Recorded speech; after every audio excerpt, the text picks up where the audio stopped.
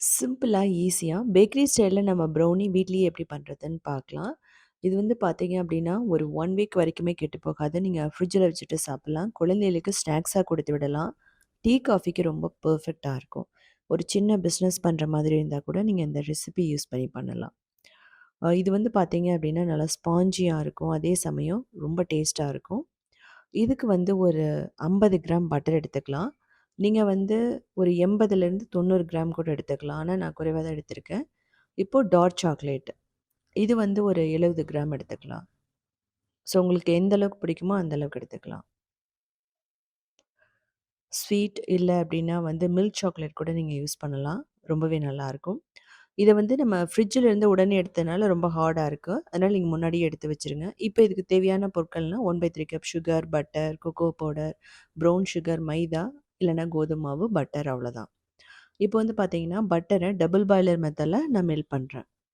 So இது வந்து நீங்க பட்டர் இல்லன்னா ஆயில் யூஸ் பண்ணலாம். அதுக்கப்புறம் டார்க் சாக்லேட்ட இதுலயே போட்டுறலாம். போட்டுட்டு இதையும் நல்லா மிக்ஸ் பண்ணீங்க அப்டின்னா, ஒரு 5 நிமிஷத்துக்குள்ளேயே வந்து பார்த்தீங்கன்னா, நல்லா மெல்ட் ஆயி ஸ்மூத்தா வந்துரும்.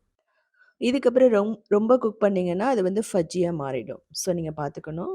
இதோட எடுத்து வச்சிடலாம். அதுக்கப்புறமா 2 முட்டை எடுத்துக்கலாம். முட்டை பிடிக்காதவங்க தயிர் போட்டுக்கலாம். இப்போ வனில்லா எசன்ஸ் வந்து போடுறோம். ஒரு 1/2 டீஸ்பூன் போட்டுக்கலாம். இத வந்து நல்லா மிக்ஸ் பண்ணணும். நீங்க எலக்ட்ரிக் பீட்டர் இருந்தாலும் பண்ணலாம். இல்ல அப்டின்னா இதுலயுமே பண்ணலாம். விஸ்க்ல வந்து பண்ணீங்கன்னா, அதுவுமே ஈஸியா தான் இருக்கும். இந்த மாரி நல்லா நுரைச்சு வரும். இதுக்கப்புறமா சுகர், ப்ரவுன் சுகர் இதெல்லாம் போட்டு அந்த சுகர் கரைய வரைக்கும் நீங்க மிக்ஸ் பண்ணணும். நீங்க சுகர வந்து பொடி பண்ணி கூட போடலாம்.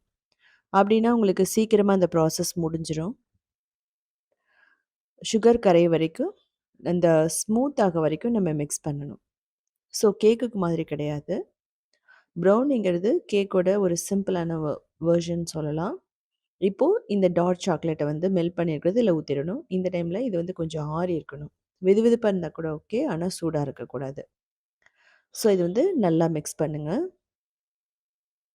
ஹெல்தியர் ஆல்டர்னேட்டிவ் வேணும்னா நான் கோதுமை, அதுக்கப்புறம் ராகில கூட வீடியோ போட்டிருக்கேன். எக்லெஸ்ல வந்து ஓட்ஸ் போட்டிருக்கேன். எல்லாமே நீங்க உத்தமி கிச்சன்ல பார்க்கலாம். இது வந்து பார்த்தீங்கன்னா, இந்த அளவுக்கு நமக்கு ஷைனிங்கா வர வரைக்கும் பீட் பண்ணணும். இதுக்கப்புறமா ஒரு 1/2 கப் மைதா இல்ல கோதும மாவு நீங்க எத வேணாலும் யூஸ் பண்ணிக்கலாம். ஸோ இத வந்து நல்லா சலிச்சு எடுத்துக்கங்க. நீங்க ஏற்கனவே வந்து ஒரு பேப்பர்ல போட்டு சலிச்சு வச்சிருந்தீங்கனாலும் ஓகே. இல்ல டைரக்ட்டாவும் நம்ம சலிச்சு விடலாம்.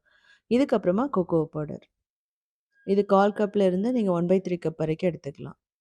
இதையும் நல்லா சலிச்சுக்கலாம்.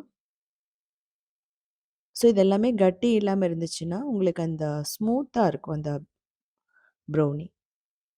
இத வந்து நல்லா மிக்ஸ் பண்ணணும். இதுக்கு வந்து பார்த்தீங்கன்னா, பேக்கிங் பவுடர், பேக்கிங் சோடா இதெல்லாம் எதுவுமே கிடையாது.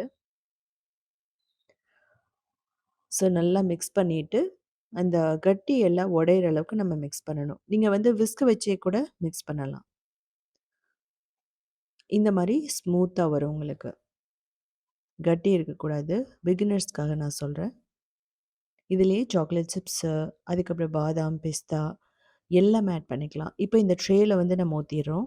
ஊத்திட்டு ஈவனா ஸ்ப்ரெட் பண்ணி விட்டுறணும். ஸோ ப்ரௌனி அப்படிங்கிறது வந்து பார்த்தீங்கன்னா, இந்த மாதிரி பண்ணலாம். இத விட திக்காவும் மாவு ரெடி பண்ணி பண்ணலாம். ஸோ நான் நெறைய வெரைட்டீஸ்ல போட்டிருக்கேன். ப்ரூக்கீஸ்ன்னு போட்டிருக்கேன். அதுக்கப்புறம் வந்து பார்த்தீங்கன்னா, ஒயிட் சாக்லேட்ட யூஸ் பண்ணி ஒரு ரெசிபி நான் ஆட் பண்ணியிருக்கேன். ஸோ அது வந்து பிளாண்டின்னு சொல்லுவோம். ஸோ இந்த மாதிரி ஈவனா பண்ணிட்டீங்க அப்படின்னா, எல்லா இடத்துலயும் பேக் பண்ணி வரும்போது ஈவனா வரும். ஸோ இது வந்து அவன், ஓடிஜி அதுக்கப்புறம் குக்கர் இல்ல அப்படின்னா கடாயில கூட பண்ணலாம். ஸோ ஓடிஜி, அவன் அப்படிங்கும்போது 10 மினிட்ஸ் 250 டிகிரில நீங்க ப்ரீஹீட் பண்ணணும். கடாய் ப்ரெஷர் குக்கர்னா 5 நிமிஷம் மீடியம் ஃப்ளேம். ப்ரெஷர் குக்கர்ல கேஸ்கட் அண்ட் விசில வந்து ரிமூவ் பண்ணிடணும். இதுக்கப்புறம் இத பேக் பண்றது அப்படின்னா, நம்ம ஒரு 25 டூ 30 மினிட்ஸ்க்குள்ள ஒரு 180 டிகிரில பேக் பண்ணீங்கன்னா, சூப்பரா ரெடி ஆயிடும். அந்த டூத் பிக்ல இப்படி ஒட்டாம வரணும் அவ்வளோதான். ஸோ கொஞ்சம் ஆறுனதுக்கப்புறம் நம்ம கட் பண்ணிட்டு ஒரு பாக்ஸில போட்டு வச்சுக்கலாம். இதுக்கு மேல வந்து பார்த்தீங்க அப்படின்னா, ஒரு ஐஸ்கிரீம் வந்து வச்சு சாப்பிடலாம். இதையே வந்து பார்த்தீங்கன்னா, குழந்தைகளுக்கு மில்க் ஷேக்க கூட பண்ணலாம். ப்ரௌனி மில்க் ஷேக் ரொம்பவே சூப்பரா இருக்கும். இதுலயே வந்து நம்ம ஃப்ராஸ்டிங் வந்து மேல வச்சு பண்ணலாம். ஸோ சென்டரில் வந்து பார்த்தீங்க அப்படின்னா, நல்ல அந்த ஃபஜ்ஜினஸ் இருக்கும். மேலே வந்து அந்த லேயர்ஸ் வந்து நல்ல ஒரு கிரிஸ்பியா இருக்கும். உங்களுக்கு பார்த்தாவே தெரியும் எந்த அளவுக்கு ஷைனிங்கா இருக்குன்னு சொல்லிட்டு. இதே மாரி சிம்பிளான யூனிக்கான ரெசிபீஸ் வேணும் அப்படின்னா, நீங்க உத்தமி கிச்சன ஃபாலோ பண்ணலாம். அது மட்டும் இல்லாம கிரியேட்டிவ் வேர்ல்டுன்னு இன்னொரு சேனல் இருக்கு. அதுலயுமே 2000 ரெசிபீஸ் இருக்கு. அது மட்டும் இல்லாம சவுத் இண்டியன் ஃபுட் ஸ்டார்ட்ங்கிற வெப்சைட்ட 19 இயர்ஸா ரன் பண்றோம். அதுலயுமே 8000 ரெசிபீஸ் இருக்கு. ஸோ இது வந்து 1 எக்கு, 3 எக் இப்படி வந்து எவ்வளோ எக் வச்சு வேணாலும் பண்ணலாம் உங்களுக்கு. தயிர் அப்படிங்கும்போது நான் சொன்ன மாதிரி நீங்க 1/2 கப் தயிர் போடலாம். அப்படி இல்லன்னா ஸ்வீட் கண்டென்ஸ்டு மில்க்க வச்சு கூட பண்ணலாம். நீங்க இதெல்லாம் வச்சு பண்ணும்போது கொஞ்சம் பேக்கிங் பவுடர் வந்து லைட்டா ஆட் பண்ணிக்கிறது ரொம்ப நல்லது கூட.